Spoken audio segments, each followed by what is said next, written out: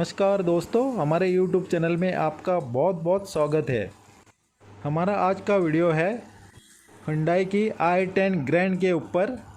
इस गाड़ी में कस्टमर का कंप्लेन ये है कि एक गाड़ी कभी कभी स्टार्ट होती है, कभी कभी स्टार्ट नहीं होती है, कभी कभी स्टार्ट हुई तो भी बंद पड़ जाती है। ये गाड़ी पुश बटन है, स्टार्ट करके दिखाता हूँ। देखो, ये स्टार्ट होके बंद पड़ गई। फिर से और एक बार ट्राई करते हैं।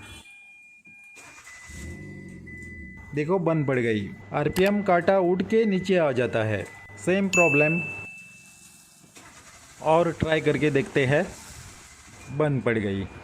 इसके क्लस्टर में देखो तो चेक इंजन लाइट और सिक्योरिटी लाइट, ये दोनों लाइट कुछ अजीब हरकतें कर रही है।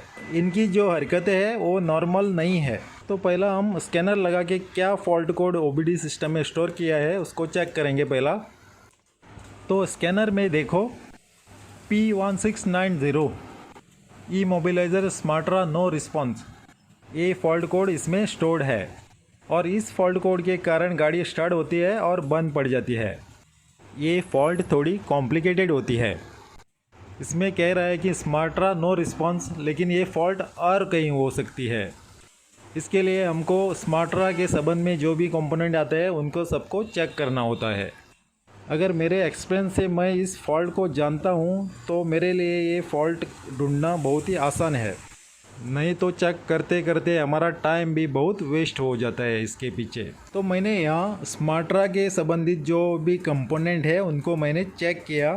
इसकी स्मार्ट की सिस्टम है, तो स्मार्ट की में कोई प्रॉब्लम नहीं है। स्मार्ट्रा का सिग्नल जो ईसीएम में जाता है वो सिग्नल में कहीं भी ब्रेकडाउन है, इसके लिए ये प्रॉब्लम बन रहा है। तो मेरे एक्सपीरियंस के हिसाब से मेरा शक था ईसीएम के ऊपर, और मेरा शक भी सही निकला। ईसीएम में फॉल्ट था। ये एमई सीरीज़ का ईसीएम है। ईसीएम को हमने अच्छी तरह रिपेयर कर लिया और जो भी कंपोनेंट ख़राब थे उनको हमने रिप्लेस किया। ईसीएम रिपेयर होने के बाद जहाँ भी हमने सोल्डरिंग आयरन लगाया है उधर का एंटी मॉइस्ट कोटिंग चला जाता है। वो एंटी मॉइस्ट कोटिंग हमको फिर से करना होता है। इस एंटी मॉइस्ट स्प्रे से ईसीएम का लाइफ और बढ़ जाएगा। जहाँ जहाँ सोल्डरिंग आयरन लगाया है वहाँ वहाँ स्प्रे कर देते हैं अच्छी तरह, और उसके बाद में इसको सिलिकॉन से अच्छी तरह सील भी कर देते हैं। ईसीएम हमारा कंप्लीट हो चुका है, अच्छी तरह सीलिंग भी किया और इसका ब्रैकेट भी इसको लगा दिया। लगा देते हैं ईसीएम को गाड़ी में।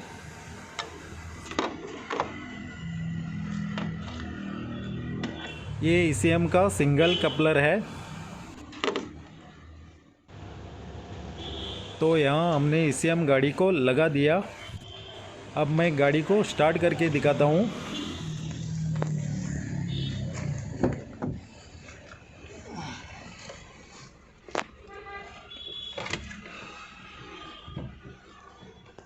इसका पुश बटन ऑन करते हैं।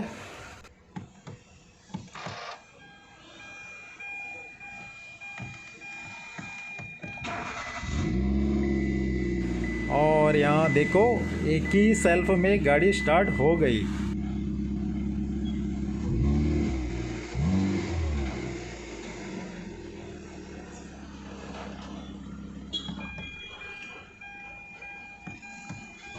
अभी देखो, सिक्योरिटी लाइट और इंजन की लाइट दोनों बराबर आ रहे हैं। पहला ये दोनों बराबर इंडिकेट नहीं कर देते थे। अभी थोड़ा स्कैन करके देखते हैं जो इमोबिलाइज़र का कोड आ रहा था वो अभी भी है कि नहीं।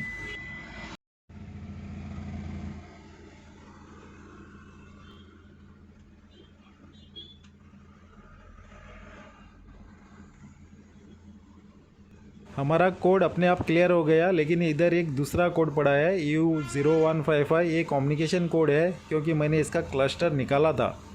अभी इसको क्लियर कर देते हैं। हो गया क्लियर। दोस्तों, ये छोटा सा वीडियो था आपके इन्फॉर्मेशन के लिए, क्योंकि जो भी मैकेनिक भाई लोग मेरे वीडियो देख रहे हैं उनके लिए स्पेशल। ये फॉल्ट गुमराह कर देने वाली है, इसमें टाइम बहुत बर्बाद हो जाता है। ये चेक करो, वो चेक करो, लेकिन फॉल्ट होती है ईसीएम में। दोस्तों, मिलते हैं किसी अगले वीडियो में। देखने के लिए बहुत बहुत धन्यवाद।